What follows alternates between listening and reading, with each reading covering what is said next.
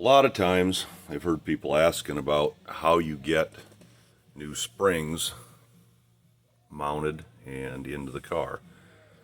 These are new competition front springs for my autocross car.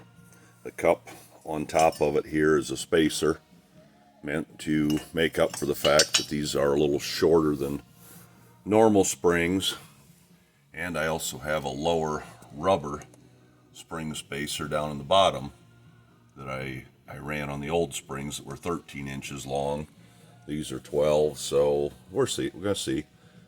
Typically I take these apart 3-4 times before I get my ride height and everything I want set the way I like it.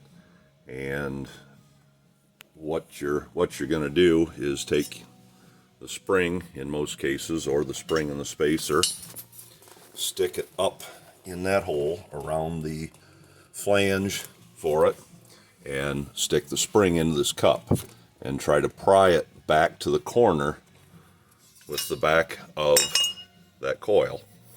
And it's difficult. You can rotate the spring. As you rotate the spring, these move, give you a little more room. You can push it back that way.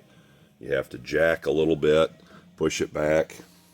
I have a selection of pry bars that I can put right in here and push that spring back into place and try to make it come out just the way I want it. So what I'm going to do, I'll pause this, stuff the spring in there and get it rotated. It's going to be tough to run the jack and film at the same time, so it'll probably cut in and out a little bit.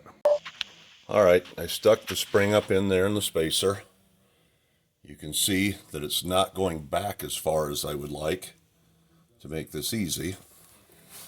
Up here in the top, I said if you rotate this, you can get a little more clearance here where you can push this back in there.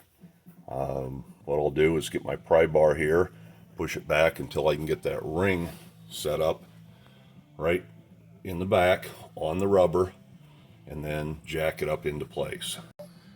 With the pry bar right in the edge of that cup, I was able to pry it back. You can see down in there now it's laying right on top of my spring rubber. If you didn't have that rubber in, that pocket's going to make it real easy. You pop it over in there, it'll set right down into it, and you don't have to worry about it. There's a little tab down in there. You just rotate it around until the end of your spring sits up against that tab. I clock mine a little bit differently, and it's not a problem, but I like them in a certain spot, and I'll roll this around a little bit until that spring is out here a little bit further.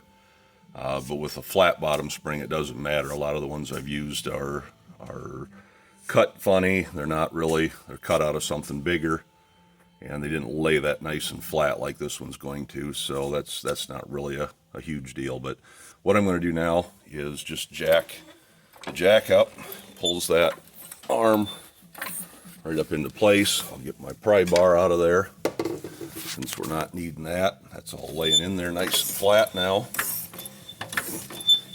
And you just keep jacking that up until it takes most of the weight of the car.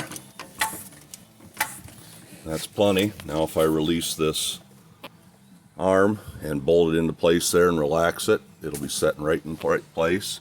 That's all sitting really nice on my rubber there. So we're going to call that done.